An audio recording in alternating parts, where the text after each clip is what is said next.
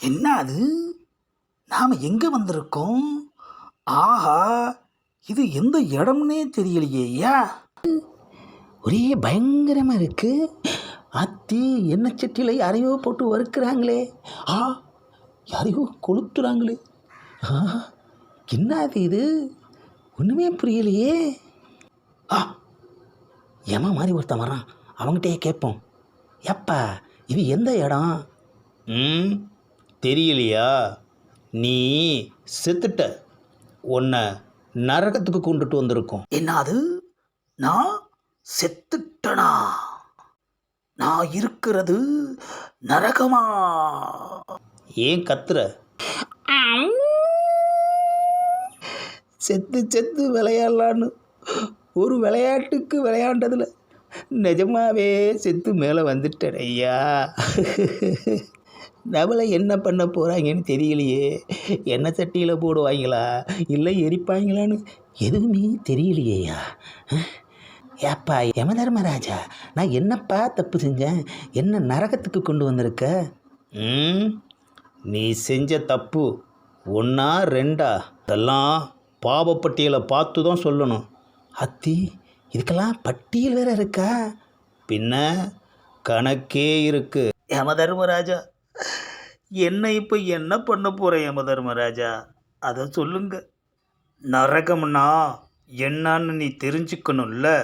அதனால் என் கூட வா. நீ என்னென்ன சித்திரவதைகளை அனுபவிக்க போகிறேங்கிறத பார்த்து தெரிஞ்சுக்கோ. ஆமாம், சுற்றி காட்டுறதுக்கு இது என்ன எக்ஸிபிஷனா?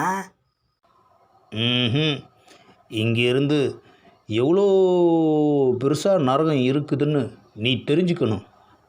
ஆஹா, நமக்கு நரகம்னு முடிவு பண்ணி அதை வேற சுற்றி காட்டுறேன்னு சொல்கிறாரே ஐயா.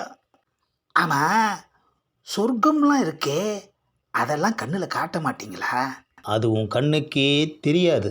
ஏன்னா நீ எந்த ஒரு நல்லதுமே செய்யலை.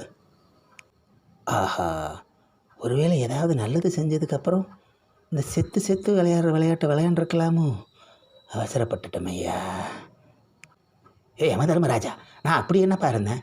மகா கஞ்ச பிரபுவாக இருந்தேன். அதுதான் நீ செய்த தவறு. ஆஹா, வா என்னுடன். ஆஹா, என்னமோ டின்னர் சாப்பிட கூப்பிடுற மாதிரி கூப்பிடுறாரு.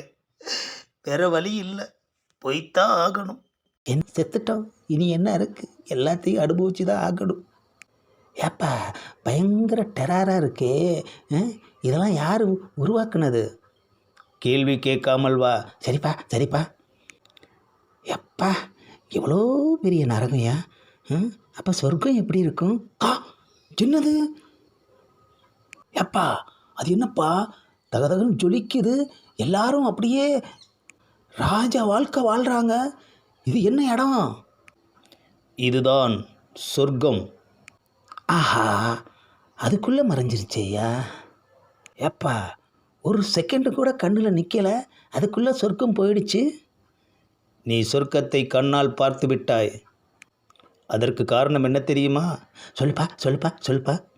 ஒரு முறை நீ சாப்பிட்ட கையால் எச்சில் கை கொண்டு காக்கையை விரட்டி இருக்கிறாய். அது நிறையா வாட்டி விரட்டியிருக்கேனப்பா. ஆனால் அன்று உன் கையிலிருந்து ஒரு பருக்கை கீழே விழுந்து அதை அந்த காகம் சாப்பிட்டிருக்கிறது. ஆஹா, என் கையிலேருந்து ஒரு பருக்கை கீழே விழுந்து அந்த காக்கா சாப்பிட்டுருச்சா? எனக்கே தெரியலையே.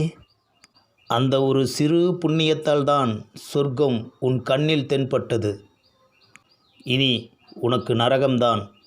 ஆஹா, ஒரே ஒரு பருக்கை தானமாக விழுந்ததுக்கு சொர்க்கம் கண்ணில் காட்சி அளிக்குது. இன்னும் தானம் தர்மம்லாம் பண்ணி நல்லவனாக வாழ்ந்திருந்தா அந்த சொர்க்கத்திலேயே போயிருக்கலாம் ஐயா. தப்பு பண்ணிட்டேனே.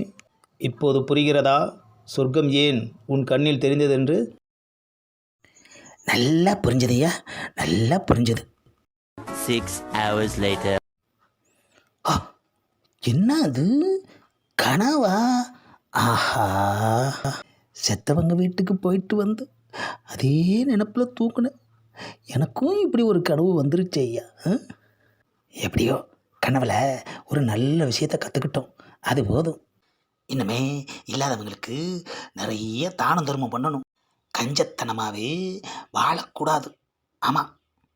இந்த பதிவை லைக் பண்ணுங்கள், ஷேர் பண்ணுங்கள், மறக்காமல் சப்ஸ்கிரைப் பண்ணுங்கள்.